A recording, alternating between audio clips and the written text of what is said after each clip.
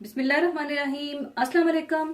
आज मैं आपको बहुत मजेदार बैंगन और आलू का सैलेड बनाना सिखाऊंगी जो कि बहुत ही मजेदार बनता है। तो इसको बनाने के लिए आप मीडियम साइज के 2 अदद बैंगन ले लीजिएगा और इन्हें छोटे छोटे टुकड़ों में काट लीजिएगा। और 2 अदद ही मीडियम साइज के आलू ले लीजिएगा और इन्हें भी छोटे छोटे टुकड़ों में काट लीजिएगा।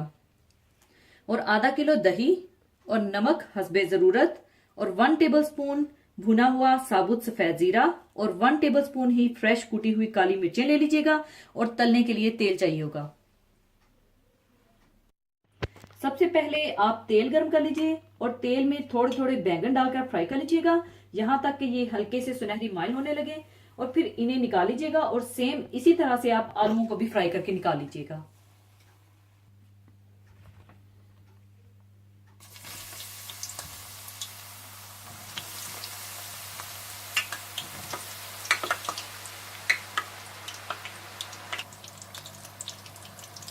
और इसी तरह से आप सारे बैंगन फ्राई कर लें।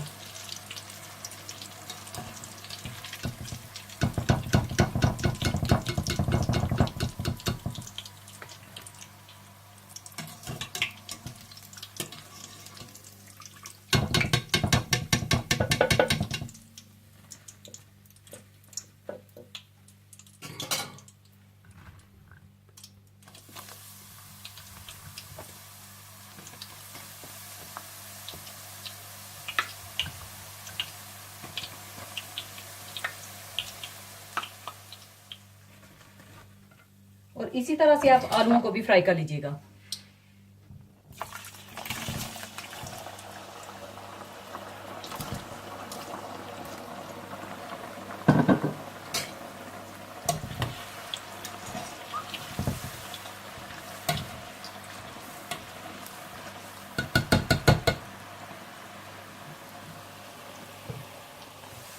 और इस तरह से आप आलूओं को भी फ्राई करके निकाल लें।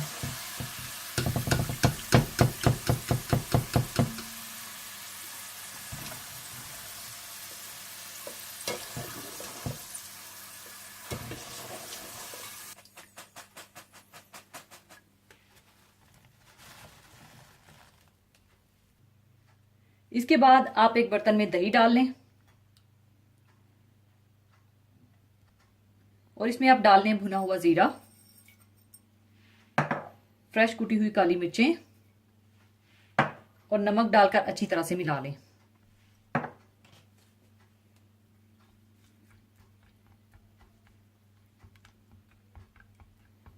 और इसके बाद आप इसमें फ्राई किए हुए बैंगन और आलू डालकर मिला लें।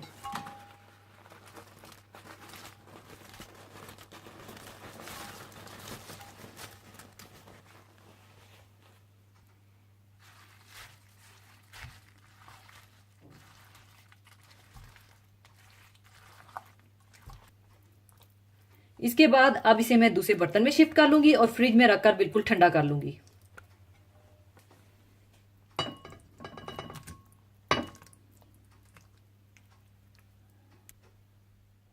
लीजिए, बहुत मजेदार बैंगन और आलू का सैलेड तैयार है। और इसे आप फ्रिज में रखकर बिल्कुल ठंडा करके सर्व कीजिएगा।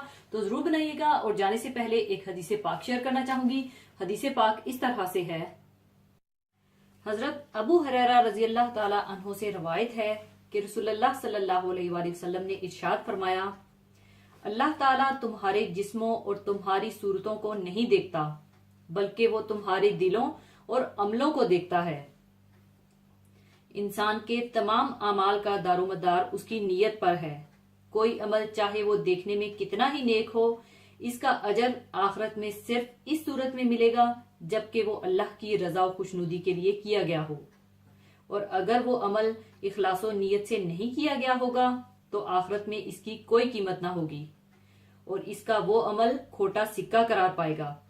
इसलिए कि बारगाहे खुदाबंदी में किसी अमल की मकबूलियत का इन्हसार सिर्फ खुलूस पर है।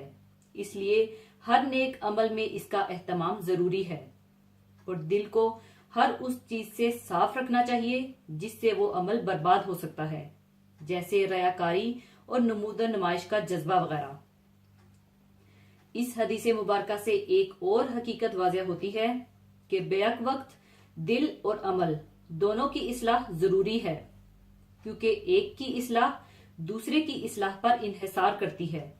यानी दिल सही होगा तो अमाल भी दुरुस्त होंगे, और अमल दुरुस्त होंगे तो दिल भी सही रहेगा। अमाल की इस्लाह के बगैर और दिलों की इस्लाह के बगैर अमाल की इस्लाह मुमकिन नहीं। नियत की सूरत में अल्लाह ताला ने अहले ईमान को वो नुस्खा कीमिया अता फरमाया है कि जिसकी बुनियाद पर जरा सी तवज्जो से मुसलमान मिट्टी को सोना बना सकता है। इंसान की जिंदगी का कोई जायज काम ऐसा नहीं है कि जिसे कोई ना कोई अच्छी नियत करके सवाब का काम ना बनाया जा सके। यहाँ तक कि मियाँ बीवी आपस में एक दूसरे से अगर इस नियत से लज्जत हासिल करेंगे कि एक दूसरे का हक अदा कर रहे हैं और इससे दोनों को इफ्फत और पाकदामनी हासिल होगी, तो इस अमल पर भी सवाब लिखा जाता है। अलगर्ज जिंदगी के वो तमाम जायज उमूर जो कि रोजमर्रा में किए जाते हैं सिर्फ इखलास और नियत से अजर का बाइस बन सकते हैं। इसी के साथ मैं आपसे इजाजत चाहूंगी। अपना बहुत ख्याल रखिएगा, दुआओं में याद रखिएगा। अल्लाह हाफिज।